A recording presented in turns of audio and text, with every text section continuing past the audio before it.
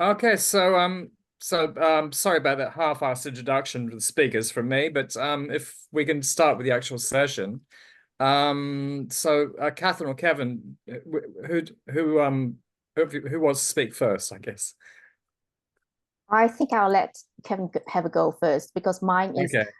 my understanding is mine is more specifically on one issue, but Kevin's more like an overall big picture. Yeah, yeah, Okay. yeah. That sounds good to me. Okay. All right, Kevin, over to All you. right, cool. So yeah, yeah. Hey, I'm Kevin. I teach at Monash. Um, our topic of discussion today, promoting freedom in China, it's quite a big question for which there are no easy answers. So I'll start today by admitting that I've actually sort of struggled to find a way to even begin to address this topic. And I'd also say that as academics, there's actually very little we can do to promote sort of concrete change on the ground, right? That's simply reality. I have a hard enough time promoting even minor change in my own department, not to mention, China. So, what can we do? What can we change? In my opinion, there are ways that we as academics can change how we engage with today's China, how we talk about today's China, and more fundamentally, how we think about today's China. Um, and that is really, at the end of the day, all we can actually do. So I've chosen to speak to these issues through three very brief case studies of academic engagement with China that have been in the news recently. All right. My first case is Graham Allison's recent visit to Beijing and his meeting with Xi Jinping. Um, Allison, of course, is a Harvard professor and the author of the book. Sorry, I didn't study Greek. Thucydides' Trap. I feel self conscious that I may be pronouncing that wrong. Anyway, the book claims that war between rising and established powers is inevitable, while also saying that such war needs to be avoided at all costs. Allison's meeting, along with other sort of CEOs and academics, with Xi was covered on China Central Television as well as Allison's Twitter feed. Allison reportedly commended Xi for taking steps to realize a stable and constructive relationship between China and the United States. Xi then launched into a monologue in which he praised exchange, interaction, cooperation, accommodation, seeking common ground amidst differences in a process in which people become intertwined. If the future war that Allison predicts in his book were to be fought using vague platitudes, this would have been a deadly preemptive strike. Xi further pointed out that the history of the relationship has been made by the people of the two countries, and the future of the relationship will be made by the people of the two countries. No one in the room paused to note the irony that all of this talk about the importance of the people and interaction was happening in a closed door meeting between elites, with Xi standing in conveniently for China as a whole. In fact, no sense of irony was on display in the entire event, even one sorely needed. The visiting elites were shown on China Central Television, diligently taking notes, as if each word that emerged from Xi's lips was a priceless nugget of wisdom that needed to be recorded for all eternity and referred to for future guidance. I would have liked to have grabbed their notebooks as they walked out of the room and taken a look at them, right? And see what they had noted down in all that note taking. Exchange, cooperation, common ground, exchange, cooperation. Wow, very deep stuff. Allison also reportedly said to Xi for many years, I've studied your thoughts, speeches, your press releases, and talks. Now, it's easy, quite easy to laugh at all of this, but Allison's behavior is, in fact, emblematic of a particular approach to the study of China, whose outcomes are, in fact, not very funny, not very easy to laugh at. Seeing the country exclusively through the eyes of its leaders, placing oneself in the position of learning from them as listeners and note takers, taking their words to be the truth, treating ideological slogans, right? Harmony, rise, socialism with Chinese characteristics, right? Treating these slogans that are divorced from reality as if they actually had some type of meaning, right?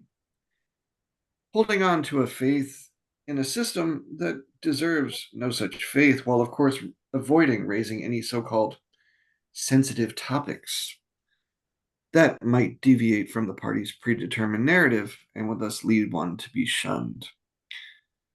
The intertwinement that results, the intertwinement that Xi mentioned, is thus, I feel, a mutual intertwinement in nonsense, right, that has absolutely nothing to do with reality. But if we come back down to reality, I might note that Allison's visit, it's really representative of the way that many senior university leaders experience China, right? Fly in for a few days, stay at a 5-star hotel, have some banquets with officials, some fancy tea, maybe some Mao Tai, right? I can understand why they might reach different conclusions from me. China is the future, right? And we need more exchange, cooperation, intertwinement.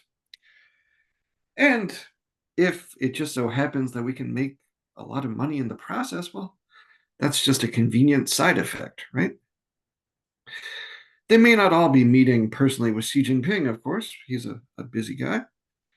But they're coming away with the same set of notes: exchange, cooperation, right? And I'd say it's precisely these types of experiences, right, purposefully designed to evade the challenging realities of China today, that lead to fundamentally unrealistic decision making and the marginalization of actual expertise on China in favor of a more sort of ideologically optimistic view of the country.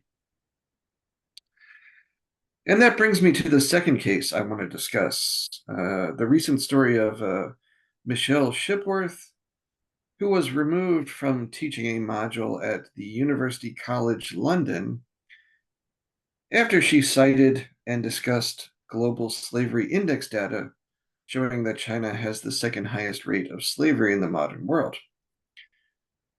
Set aside for the moment that this was an exercise designed primarily to critically assess data for its validity. Okay, so this was a data analysis exercise. She was nevertheless accused, simply for mentioning this data, of being anti-Chinese and was removed from the module that she herself had developed. A really unjust and unreasonable series of events that I think obviously needs to be investigated by the university, but I think should also merit broader reflection. As I've said before, in these types of university actions, I think two forms of political correctness intersect, okay?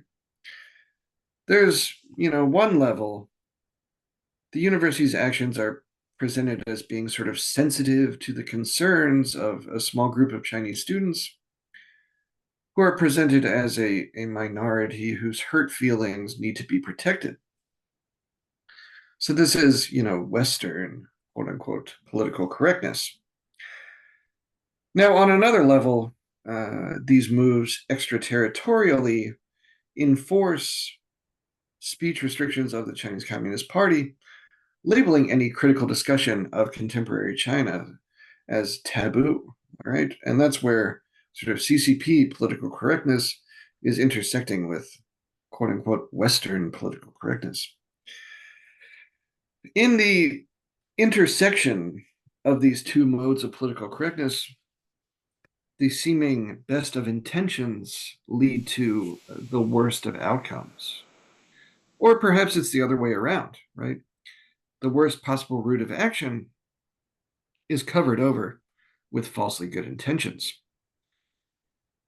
Typically, Han Chinese students eager to shut down honest discussion are presented as a minority group in need of protection, a framing that would certainly baffle other students interested in learning, right?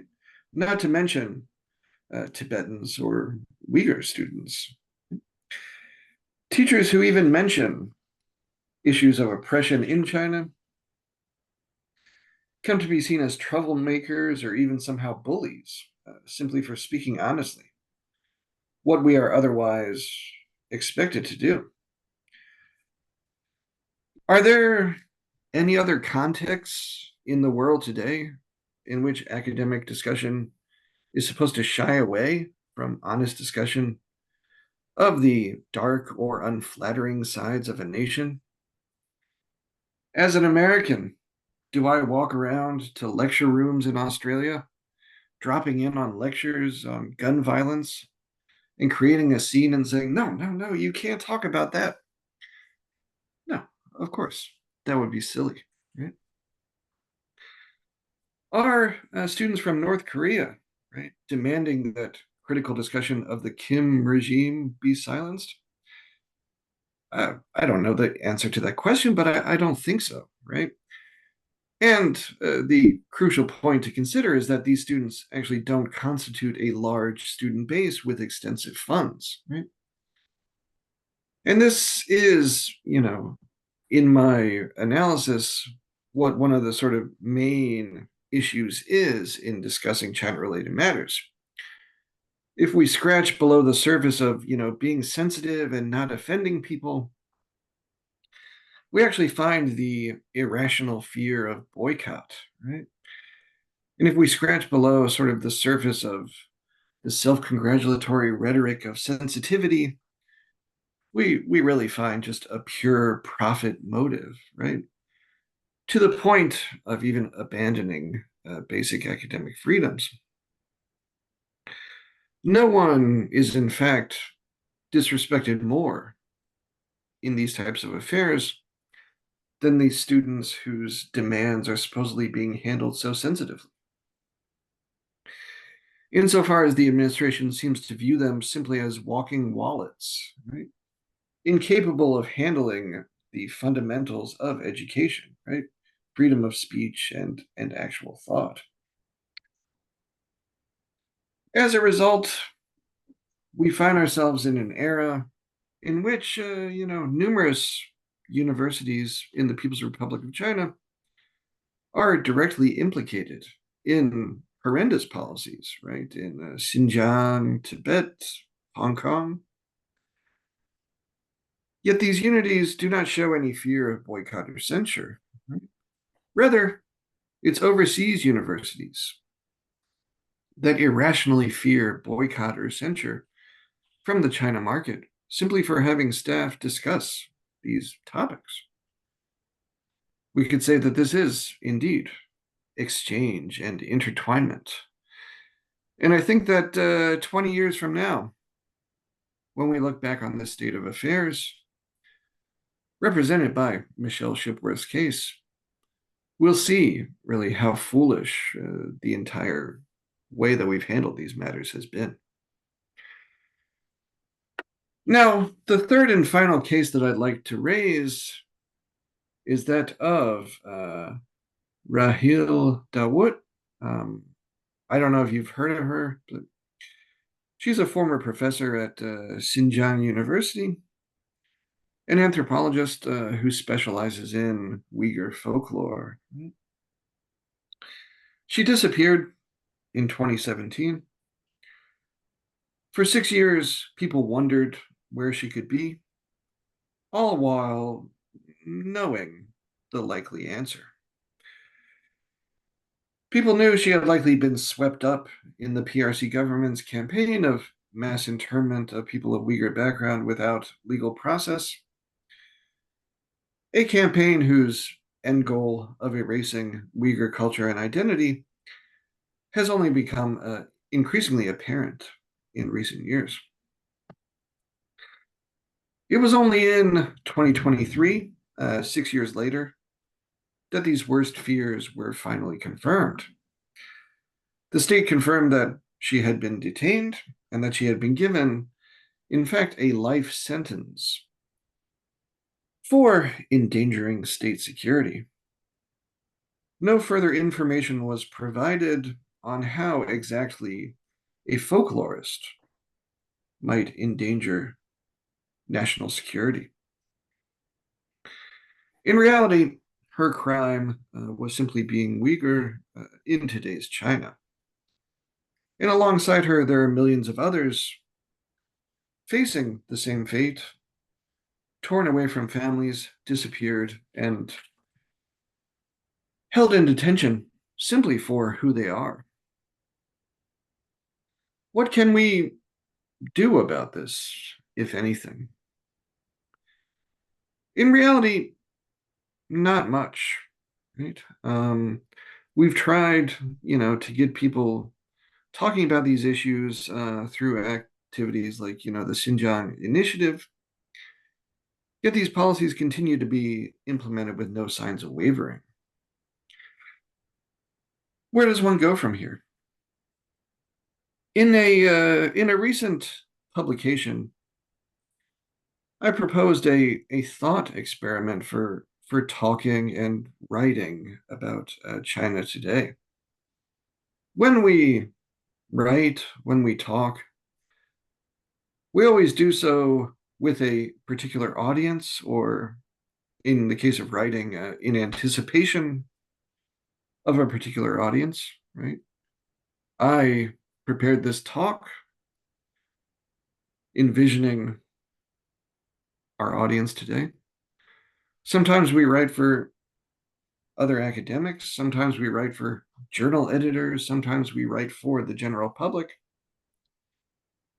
So my proposal was that in writing about China issues today, we try imagining that everything that we say or write will be heard or read by a detainee in a camp in Xinjiang. We can then ask ourselves, would this detainee feel that our research contributes in any way to genuine reflection on the crisis in which they found themselves? Would they feel that what we've said acknowledges and speaks honestly to experiences of today's China? Fundamentally, would they feel that our work lives up to the challenges, the very real challenges of this moment? Insofar as the nature of the ongoing crisis in Xinjiang means that so many are unable to speak for themselves, we need to ask ourselves whether we've always and in all cases made full use of the platforms that we have to really face up to the realities from which none of us can flee, no matter how hard we try. Now, you'll notice that I'm concluding with questions rather than answers. But hopefully these are questions that are conducive to beginning to think through some of the very real challenges that we face. And on that note, I'll wrap up. Thank you. Okay, thank you, Kevin. Catherine, go ahead. Yeah, thank you, Kevin. Very, very interesting presentation. And in fact, I'm following it on with what you say by actually examining one of the very problematic new legislation that's going to that has taken effect in Hong Kong on the 23rd of March 2024. We call that Article 23. So in my presentation today, we'd like to have a look at what it is all about, how this is going to affect freedom of speech not just of Hong Kong people or Chinese people, but but the Hong Kong diaspora, as well as other people who are doing research or making critical comments about China, regardless of your nationality. So that's something we are going to have a look at today. Now, so first of all, what is Article 23? The Article 23 I'm referring to here is a set of new national security law that comes into effect in Hong Kong from the 23rd of March 2024. First of all, I want to ask, you can all hear me, can you? Yeah, okay, all right. Yeah, you can hear me. Okay, it's fine. The official name of this set of legislation is Safeguarding National Security Ordinance. It is generally referred to as Article 23 because it is enacted to fulfill a requirement set in Article 23 of Hong Kong's Basic Law. And according to this Article 23, Hong Kong is obliged to enact laws on its own to prohibit acts and activities that may endanger national security and affect Hong Kong's status as an inalienable part of the People's Republic of China. Now, I presume you all know what the Basic Law is. I'm not going to go into details of that, but if you don't and you want to ask questions about it, by all means do that during our discussion time.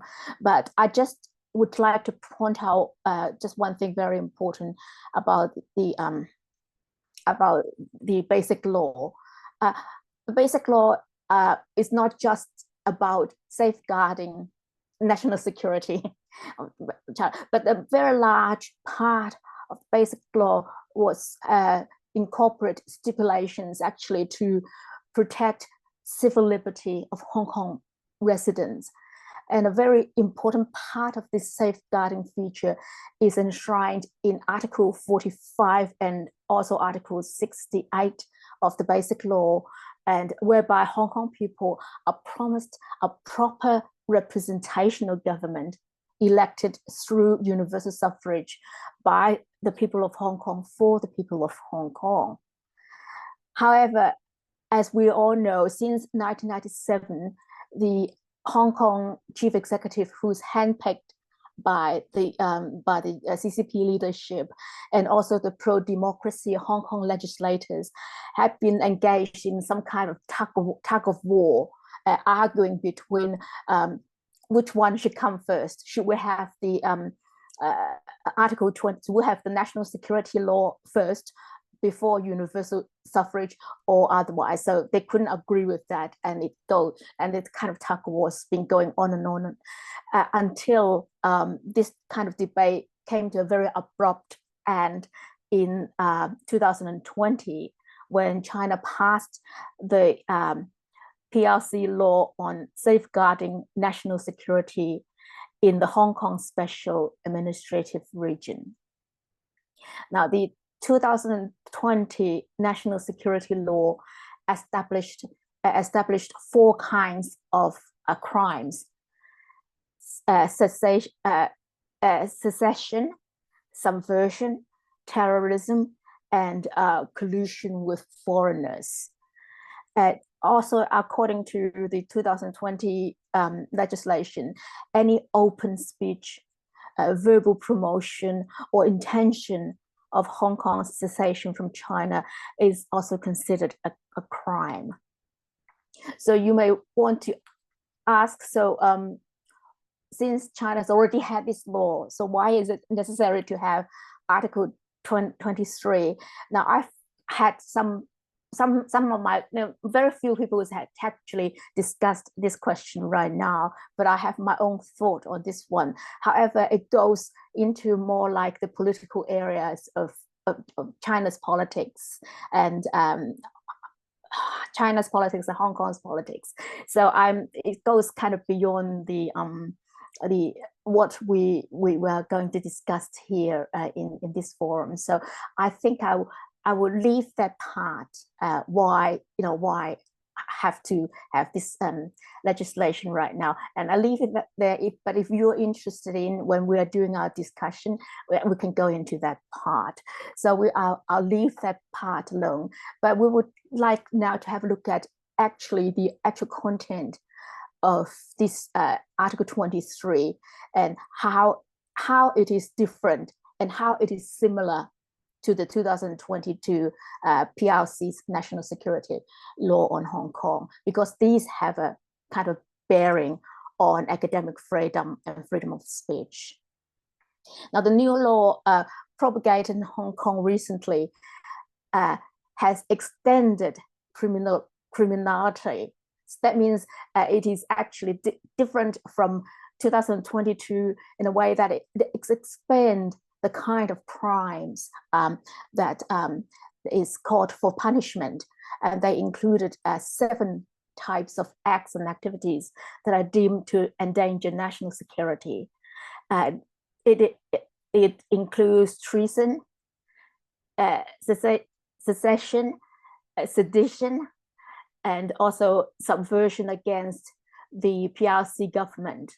And also the 5th one is the theft of state secret, and the 6th one is foreigners from. The law also forbid foreigners from conducting political activities in Hong Kong, and also the law also prohibit Hong Kong politicians and political parties in Hong Kong from establishing ties with foreign politicians and also foreign political parties. Now, also the new law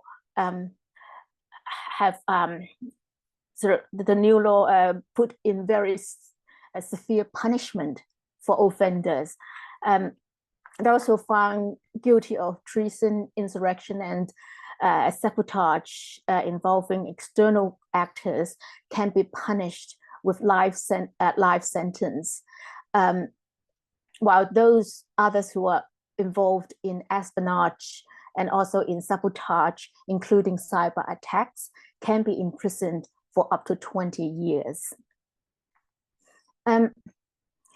The other one that's the other important part of it that affects us most, that's different from the 2022 legislation, is that the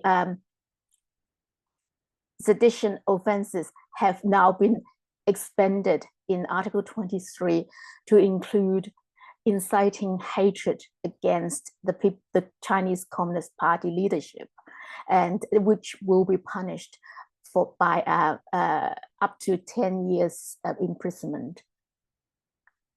And in preparation for any, apart from that, there's also a very one part that can be used arbitrarily later on to create other laws and offenses. So in preparation for any unforeseen circumstances, Hong Kong's legislators are empowered by Article 23 to create and punish new offenses that arises, and it can be people who are found guilty of some of these offenses that's newly invented by Hong Kong's legislator will face up to 7 years in prison. Now, police, according to Article 23, will be given sweeping new power to enforce the legislation, and that includes the time of detention. According to the new law, people who are suspicious of national security offenses can be detained without charge for up to 16 days, which is totally unprecedented in Hong Kong, because in Hong Kong, the rule is that people have to be charged within 48 hours if you're being arrested by police. And also, of course, there are other stipulations that prevent suspect from meeting with lawyers, and also there are also more severe restrictions on granting of bails and things like that. So I won't go into details of that.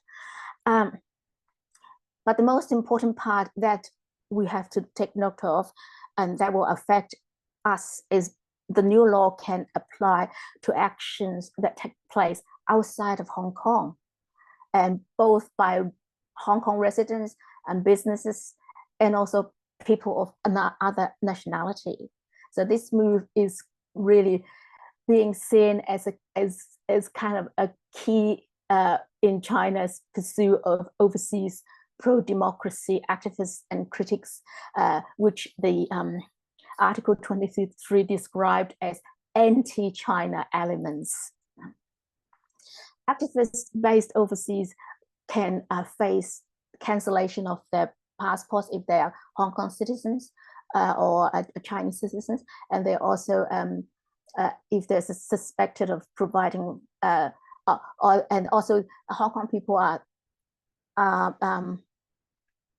prohibited to provide financing to anyone overseas who are critics of the Hong Kong or Chinese government, and that includes these Hong Kong people's parents or children. If their parents and children overseas are suspected of this kind of criticizing government's offenses, then their parents or their children are not allowed to send them money. Otherwise, they will risk imprisonment as well. So now, but the most important part is not the differences between Article 23 and also the 2020 national security law that makes it alarming. The most worrying aspect of Article 23 lies in its departure from the legal tradition of Hong Kong, which is by and large still reflects the true spirit of British legal system, but this has been broken by this Article 23. Now, in Article 23, the part that really breaks away from Hong Kong's legal tradition is that it has very uncritically adopted China's definition of national security and also state secret, and also make them into Hong Kong law. And the new law copies this definition of national security directly from Chinese law. And this law is, of course, we all know that is famous for being very vague and covering major interests of the state. So in practice, this means basically everything can be classified as something that's concerning national security. And the new law also introduces mainland China's definition of state secret, which we know that is extremely broad and can relate to any economic, social, technological, or scientific development, even when they have never been officially classified as secret. So in addition, the Hong Kong chief executive has the power to certify whether any material involved is state secret. And so again, in practice, almost everything could be considered state secret. So what is the takeaway for us? Now, I think the biggest takeaway for us who are concerned about the impact of Article 23 on academic freedom is that the new law targets voices of dissent. It also targets people who are critical of China or Hong Kong, a Chinese government or Hong Kong government. Now, the new law criminalizes those who express critical views about the government in Hong Kong and China, regardless of your nationality or regardless of where you make the comments. So you can make the comments in Australia and it is still according to the law, you're still breaking the law. And even if you are not a non-Chinese Australian, you make those comments, you break the law. Okay. So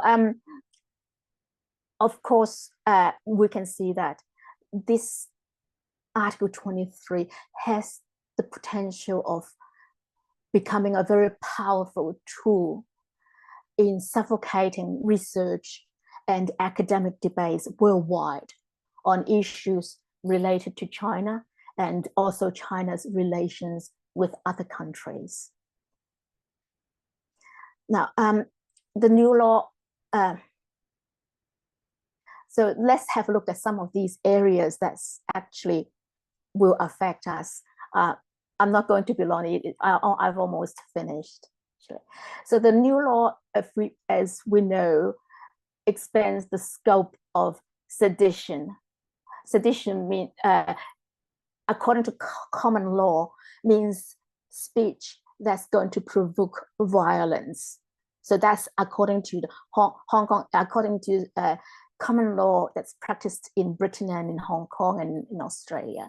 But this new law expands the scope of this sedition law and also increase jail sentences from 2 years to 7 years. And so in other words, anyone can be jailed up to 10 years for criticizing the government. Now, why do I say that it is an extension of law? Now, as I said before, according to common law, sedition refers to speech that will cause, that's actually falls into the area of causing, inciting violence. But according to Article 23, a person can be convicted of sedition by just expressing critical views, and there is no need for the prosecution to prove that the speech does incite violence. So even if it's a very small criticism of the government, which doesn't have any consequences, didn't incite any violence, you will still be punished, and punished quite heavily, punished up to 10 years in jail. This is, as I said before, totally against Hong Kong's common law and tradition, and it is totally against Hong Kong's lifestyle. I remember as Hong Kongers, one of our privileges, because I'm from Hong Kong, that's why I also identify myself as a Hong Konger. I still remember we can criticize all governments, including Hong Kong government. There will be no consequences in doing that during the colonial time. And there are so many newspapers, people speaking on radio, whatever. You can criticize the government to your heart's content. There will be no consequences as long as you're not inciting violence, as long as it is not hate speech. But this is all changed now with the implementation of Article 23. Now, for those of you, so now we come to more practical questions for academic who are working, teaching and doing research in universities inside and outside of China.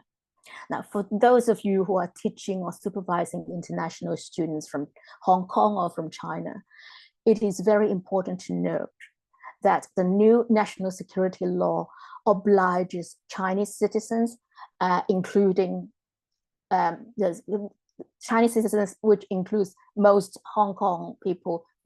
Many Hong Kong people are not holding Chinese citizenship, but still, the new national security law obliges Chinese citizens to notify police if they know that another person has committed or is about to commit treason.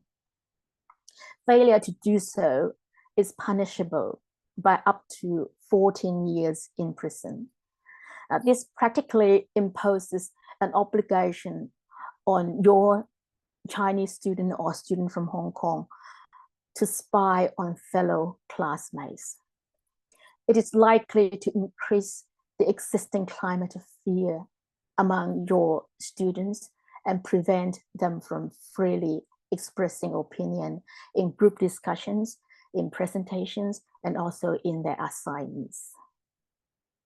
And for those of you who are traveling to Hong Kong for conferences, for research collaboration, or for teaching, it is useful to remember that under the new law, under Article 23, the Hong Kong Chief Executive may make subsidiary legislation anytime on their own initiative in the name of safeguarding national security. The vague and broad wording of the law create plenty of scope for arbitrary lawmaking. So those of you who are traveling to Hong Kong are exposing yourself to risks of being arbitrarily charged and imprisoned for up to 7 years. Now, academics from Hong Kong and China who are now residing overseas or teaching overseas need to know that the new Article 23 gives new powers to law enforcement to target overseas Hong Kong people. The new law punishes what they call absconders. Now, these are people who are accused of but not yet convicted of national security offenses. The government can now take measures to cancel these people's passports or suspending their professional qualification.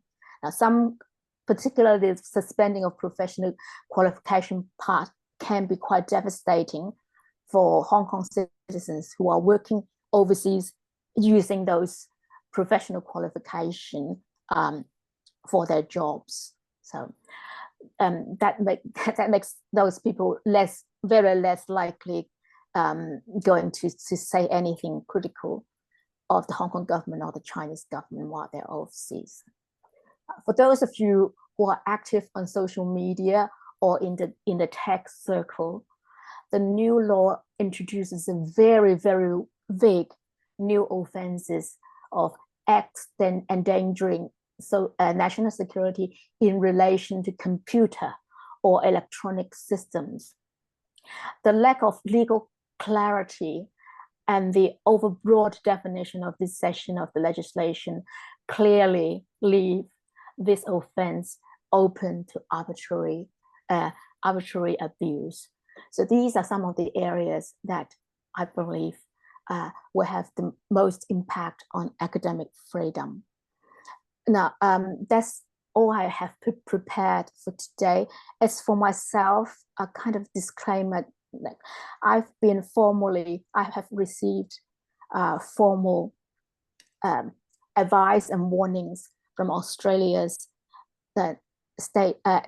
Australia's security and intelligence officers that I'm one of those people who should not visit Hong Kong.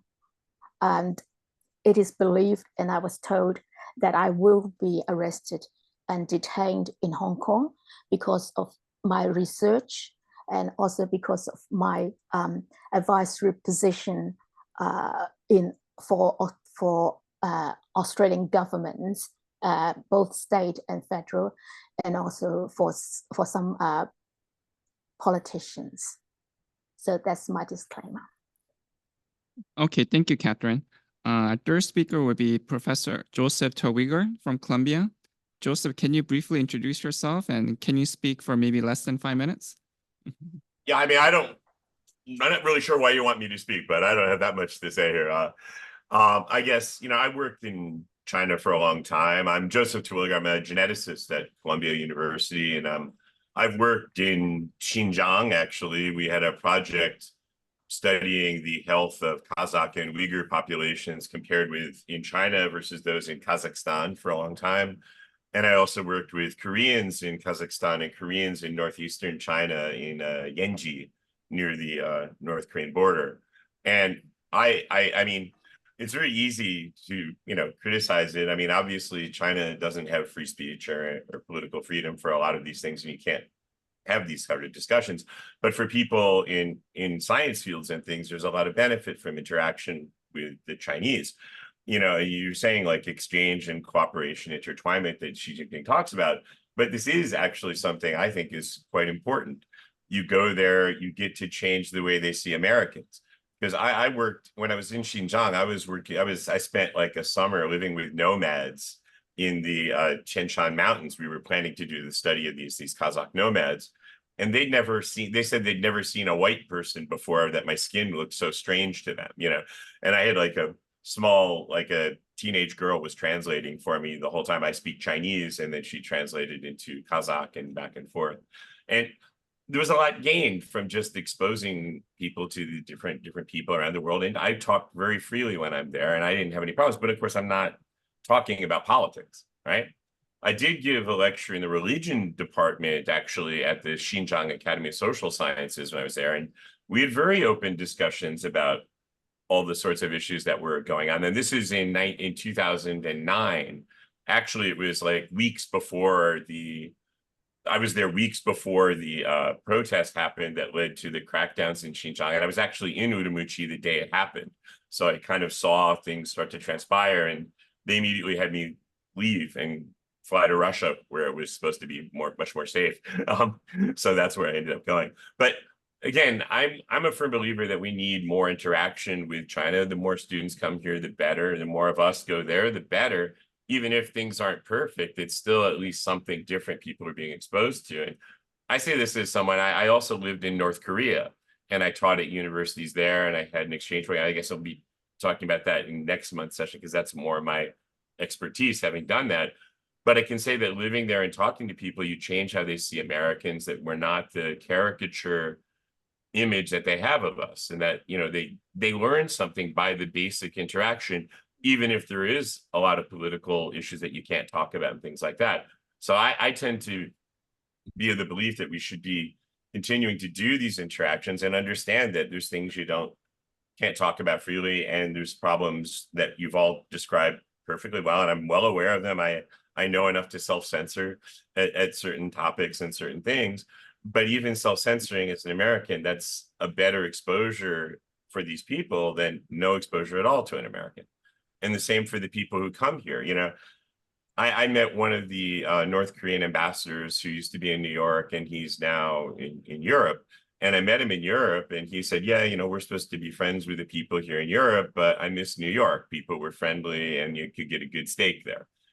So there's things that you get from American soft power and Western soft power just by being there and being friendly and getting along with people, having them come here and learning that, being in America, you can't help but like it a little bit more than if you're just hearing stories from the press you have, even if there are restrictions. So that's kind of what I could say about this topic, I guess. Okay, thank you, Joseph. I also asked a few high school and college students to share their experiences and perspectives. Gerald Han, are you ready? Oh yeah, sure. Okay. So briefly introduce yourself. My name is Gerald Han. I go to Sunny Hills High School in Fullerton, California. I'm a 9th grader, and I want to talk about the Congress's hearing against TikTok and wanting to get it banned. When that news came out, all my friends were freaking out because they always use TikTok and like other social media platforms related, like Instagram, for example. So when I asked them about it, when I talked to them about it, like they were like, "Oh no, I want TikTok so much. I love TikTok." They're like that. And then when I asked them, when the congressman suggested that the CCP could have access to some of the data that TikTok gathers on its users, I asked my friends about that. They also said they didn't really care about that because apparently they don't really care about TikTok having their data because they think that TikTok being free because TikTok needs to sell its data in order to make it free, and if they didn't sell users data, then TikTok would have to be paid for. So my friends are grateful for that, and they just besides from having TikTok sell their data, they didn't really care about that. I also think TikTok I'm okay with TikTok selling my data and other social media companies because it doesn't affect my experience that much. I don't feel any different about knowing that this company is selling my data because almost every website I go to does that. So whatever. But I also I'm also grateful for that. Yeah. Okay, sure. And Gerald, you also mentioned that you want TikTok to collect your data so you can get targeted ads, right? Oh yeah, targeted ads. My friends also said that they don't care about TikTok collecting the data because them knowing the data of my friends can help them see better ads instead of seeing ads for old people, they actually get ads for younger people like clothing brand ads instead of like ads for other demographics. Yeah. Right. They don't want senior citizen prescription pills. Yeah. Okay. Great. Thank you. Thank you, Gerald. And then I also had a couple of comments from my students from China. You guys want me to share it, right? Okay. And so they share this on the public comments. So it's a Google Doc. And then one of my students, Tujiwar, mentioned that I personally support the China's President Xi Jinping. I think he's working really hard for the Chinese people and trying to develop our country's economy and society. But we did have an interesting discussion about the social media. She thinks that yes, we do see a lot of like fake news in social media, right? And so the Chinese government thinks that it's important for the government to protect the citizens from fake news by censoring it. On the other hand, after some discussion, the students said that the alternative to censorship might be a disclaimer, right? So the government or WeChat or Weibo or Facebook saying that, somebody makes a claim about, say, COVID-19, and we think this empirically wrong, okay? And so a disclaimer that this claim is empirically wrong, but the reader still has an opportunity to read that post. And so my Chinese students both told me that, yeah, personally, we want the government to intervene, but with a disclaimer, not necessarily a censorship. And so the readers, users can decide for themselves what they want to see. Okay. Was that basically it? Do you guys want to share anything else? Okay. So can all my students wave to the audience? Say hello. Okay. All right. Thank you. So these are my students from both China and Korea. Okay. I think that's basically it. And then I think Sean and Alex, you guys had a couple of things to share. Alex, you want to go first since you came from Hong Kong? You used to work in Hong Kong? Okay, sure. I can offer a few brief thoughts. Well, we've heard that the situation in China and vis-a-vis academic freedom is rather depressing. I guess that's not news, but just to pick up on some of the things that Dr. Carrico said, one possible takeaway from his talk would be that maybe, well, as he said, there isn't a lot that we can do to secure academic freedom for academics working inside China because the government is extremely uncompromising with its rules and its restrictions. So I had the sense that maybe a more urgent question is what can we do to help protect the academic freedom of researchers outside of China who comment on China and sometimes get into trouble for what they say, as in the case of the UCL lecturer. Maybe that's something where the global community of scholars can have more of an impact. Although, of course, if a scholar is disappeared somewhere in China for political reasons, we may want to spread the word and highlight their case, even though we may have very little leverage on the government's behavior. But I guess it's something for us worth bearing in mind. Also, the threats outside, extraterritorial threats to academic freedom, partly linked to perception by universities that Chinese students will be offended by critical comments on Chinese government's policies. And then on the issue of cooperation, well, I guess now we've been exposed to this dilemma, right? I agree with Dr. Terwilliger that there are certainly benefits to various forms of cooperation, including in my field. I mean, I work in philosophy and applied ethics, and there's a lot, reflection to be conducted, for instance, on the responsible application of AI technology, and that's something I'm sure many Chinese researchers would have some interesting insights to contribute. At the same time, it's clear that there are strings attached to any kind of collaboration with Chinese academics. So, and that's what Dr. Terwilliger was clearly stating. And I think that's very regrettable, because if this means that, I mean, maybe for some people in some fields, this is less felt. Like if you're not focused on human rights, if promoting human rights and describing, the situation, on the global stage in terms of the state of democracy and personal freedoms and so on is not part of one's research, then it's easier to adjust to the expectations of the Chinese government. But what if one cares about those things and one wants to talk about those things, or one wants to talk about the Cultural Revolution in an unvarnished, uncensored manner?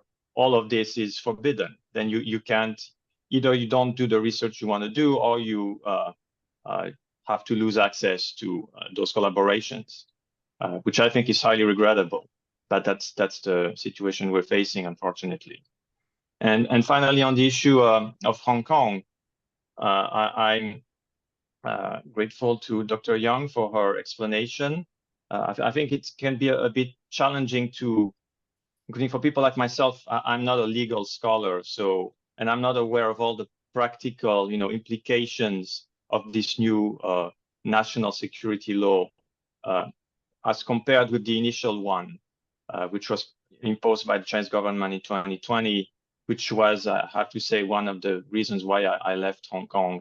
I really could not accept this new political environment. But it's not always clear to what extent now the Chinese government is able to do things they were not able to do before, at least for people with my background. So you did mention several helpful things, including, well, we clearly see they now have a broader range of repressive tools. You mentioned heightened, increased jail sentences, potentially. I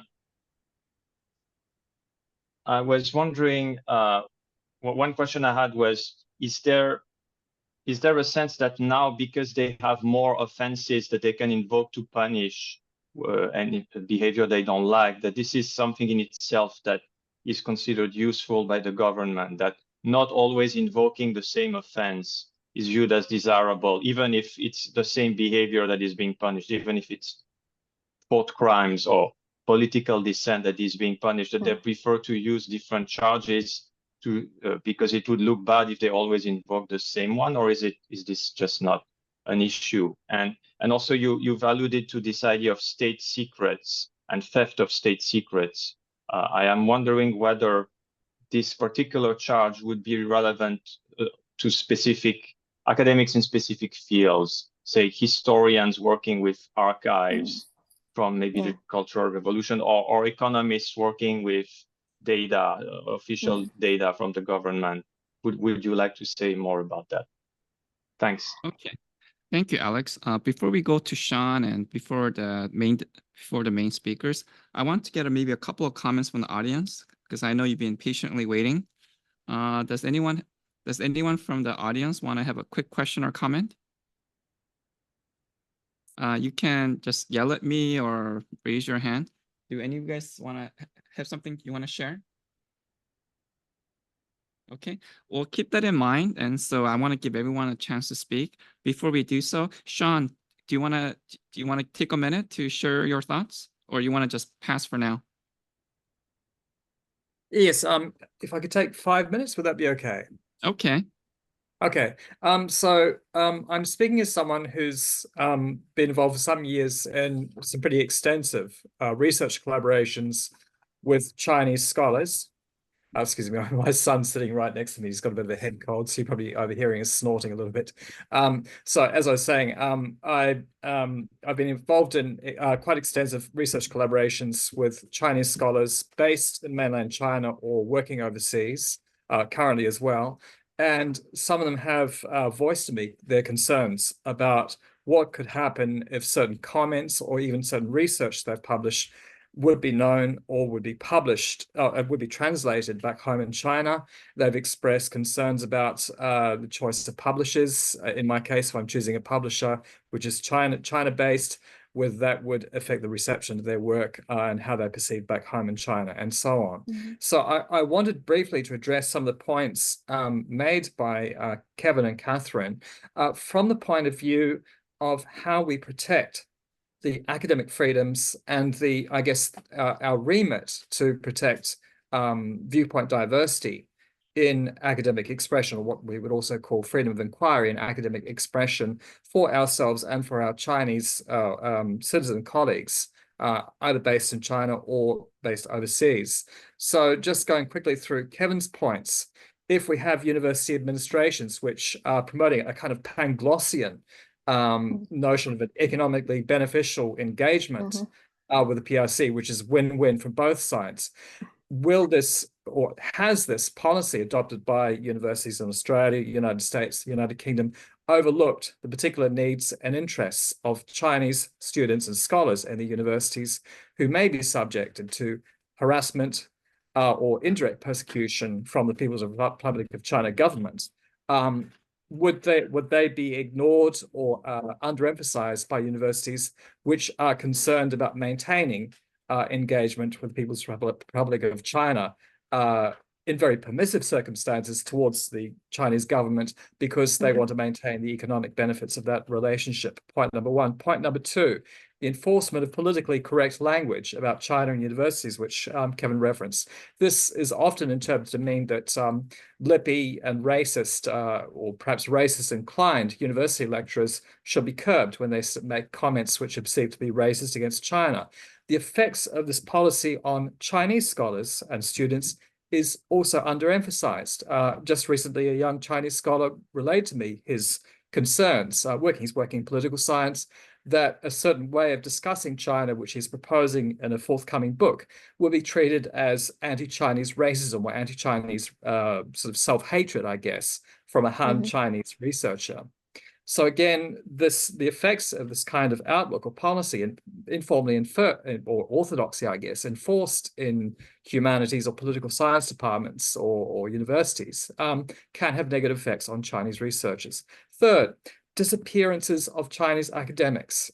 Again, a sort of Panglossian outlook by Western or overseas universities towards China engagement can lead them to overlook, underemphasize the risks of detentions of Chinese researchers abroad when they go back home. Japan, where I live, presents a number of extremely concerning cases where this has occurred over a period of 25 years, beginning with the Yeung academic Tori Tonyas, a doctoral student at the University of Tokyo, who was detained on utterly trumped up charges of stealing state secrets during a visit back to Xinjiang in 1997, was in prison for 11 years. And most recently, the case of a Chinese researcher, Hu Xiun, based at Kobe Gakuin University, who was actually regarded as a pro-China, pro-PRC figure, head of Overseas Chinese Association in Japan, also has disappeared since August last year on a visit back to China. So these are Chinese academics who are quite ideologically diverse, some of them pro-regime, some of them politically apathetic. They have been detained with no explanation, arbitrarily as far as can be discerned, and this is an ongoing problem. And finally, proceeding to Catherine's remarks, the national security law and the new Article 23, these, as she explains, they have extraterritorial reach and they are being enforced. So just early this year, a Hong Kong student at a Japanese university, I think it was University of Tokyo, was detained on her return back to Hong Kong for I think, Twitter and Facebook posts criticizing the Chinese government, and she was sentenced just, I think, a few months ago, and I think was imprisoned for a brief period. So in all these cases, I think we need to keep in mind how overseas Chinese researchers and students will be affected by policy changes in Hong Kong, or law changes in Hong Kong, or by the increasingly repressive reach of the People's Republic of China's basically Leninist political apparatus to overseas universities. And how are we to protect Chinese students and researchers so that they can conduct their research or express their opinions in the way that they are meant to be able to do so in our universities? And that's kind of where I'll finish. Okay, thank you, Sean. Before we go to Catherine and Kevin, again, do any of the audience members have a question or comment that you want to share? Okay, seeing none, Kevin and Catherine, do you want to wrap up with a few thoughts? I'd like to address the issue about state secret that one of the discussants mentioned. Now, this is not in relation directly to academic, but I was being told a couple of days ago by a banker who used to work in Hong Kong, but he's Australian. He's now moved back to Australia. That at least as far as he knows, since the beginning of the year till now, there are at least 6 Hong Kong citizens had been detained in China, and they were previously either accountant, consultants, business consultants, and also auditors, and they were being detained in China about some of the cases that they dealt with more than 10 years ago in Hong Kong, that's in relation to some Chinese companies, and they were being suspicious that they were being under investigation for leaking state secrets. Okay, so that's one of the that also concerns academic, because many of us, as you know, we also, apart from doing research, we also do a lot of consultancy work. At least I do, because I do a lot of property work for companies and for governments. So yes, people will be detained for nowadays. Hong Kong people, yeah, if you travel to China, some of these people but there are at least 6 known cases now that people had been detained on suspicion of leaking state secret, going back to cases more than 10 years ago. Okay, thank you, Catherine. I think pretty much all of us will agree that, we disagree with arbitrary detentions, and we want to raise our voice when these things happen. Another issue that is more divisive, though, is that in the US, we're having a debate whether to ban TikTok, right? Because we think that, it's a Chinese company collecting data. We need to make a stance against, these Chinese companies. And so I was wondering, like, maybe Catherine, Kevin, or anybody in the audience, if you'd like to share your thoughts about, like, do we engage Chinese companies like TikTok, like Joseph said? Or do we agree with Marco Rubio that we need to make a stand against these Chinese companies? Okay, Sean, you raised your hand. Yes, I wanted to clarify what's at stake in this debate. It's not about banning TikTok. It's about getting the company which owns TikTok to divest itself from its relationship with the Chinese government. Okay. And the question is not whether there is harm in TikTok harvesting data. I'm one of those who don't particularly care whether my data is harvested by a social media company either. I mean, whether it's Facebook or whatever, because I tend to take care about what I put on there, and I actually do appreciate I don't know, maybe age-appropriate advertising content being directed to me. What is the concern here is that the People's Republic of China government is harvesting this data from the company, and this is data which can affect very negatively certain categories of people, including Chinese people living abroad, or Hong Kong people living abroad who use TikTok, whose data could be harvested and who could be have that information used against them when they return home. And also is used against dissidents who might use TikTok for their own political expression, including people who are not Chinese or Hong Kong citizens. So I just wanted to clarify these points. This is not about banning TikTok. It is about encouraging the company that owns it to divest itself from the Chinese government so that it operates on the same playing field as other SNS companies. Okay, thank you, Sean. And I'd say that as someone who uses TikTok, something of a guilty pleasure. Some really nice music videos. I like to watch it sometimes. So. Okay, great, thank you. I see a lot of comments on the chat page and also in our public comments Google Doc. For those who wrote things, do you want to share? Like Craig or Francis or anybody else? Do you guys want to share? Okay. If not, then Kevin, do you have the last word before we wrap up? Sure. I'm not sure I have anything in particular to add to what I've already said. I don't know. As for TikTok, if we're sort of wrapping up, I think it may not be best to open that can of worms, right? But we'll see how the legislation goes, and how, if it passes, how that's actually enacted. I won't try to market myself as an expert on TikTok or social media in any way, but rather just someone who has spent nearly a decade living in China, and more than 2 decades conducting research on China and Hong Kong. And for that reason, I certainly embrace the idea of engaging with China, and speaking with people and learning things. But I do at the same time think that political developments there, policy developments there, mean that we also need to think very carefully about how we engage in that type of engagement. I don't have any answers, but really only questions and quandaries at this point. So, yeah. Okay, thank you, Kevin.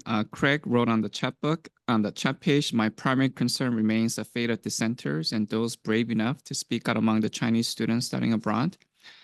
We need a pipeline to help them remain anonymous and to avoid being returned to China. Okay, thank you, Craig. And then also Francis wrote, totally agree with Sean. Concerns about academic freedom in China are often framed as China versus the West, but the problems actually often affect ethnically Chinese academics and Chinese nationals who speak out but need to maintain connections with the homeland for family or other reasons. Okay, and Chris Kohler said, thank you, very informative. And I worked at many Chinese, I think that's companies. I don't read Chinese that well, but thank you, Chris. Chris, did you want to add something about where you worked? Chris Kohler?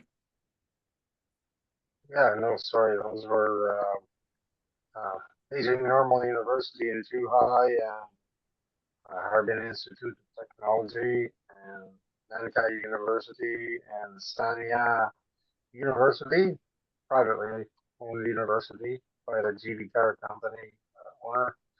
And then Southwest University in Chongqing from 2019 to 2022, then over to Chongqing University of China. So too much to say. Very, very interesting. I had no troubles. Okay, thank you, Chris. I think I would encourage people want to maybe teach at one of those universities or visit Hong Kong. Hopefully they can contact you, Chris? Yeah, no problem. Okay, great. Thank you. All right. Does anyone else have any comments or questions to share? Okay. Oh, sorry. Yes, go ahead. Oh, thank you. Yes, I don't know. I was just thinking about the TikTok one because I've been seeing a couple of, a lot of articles coming out about it as well. I'm not sure if anyone knows of this, but has there been any talk about creating alternative platforms that are like TikTok, sort of like how Twitter, then there's Mastodon. I think there's a different one as well, because especially given that TikTok's various connections to the Chinese government are becoming a sort of big thing in the mainstream media. I feel like the natural market-based solution would be to create alternatives. So does anyone know if there have been attempts to create alternatives to TikTok, given how popular it is? Hi, Sean. Yeah, go ahead, Yeah, Sean.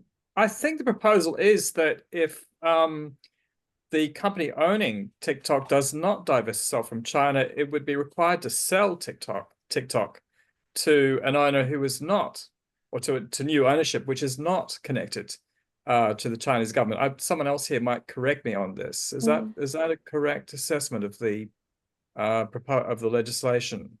Sorry, what's proposed in the legislation under review right now? I think that is the intent of the legislation, but the Chinese government has responded that we're not going to allow, ByteDance to sell TikTok.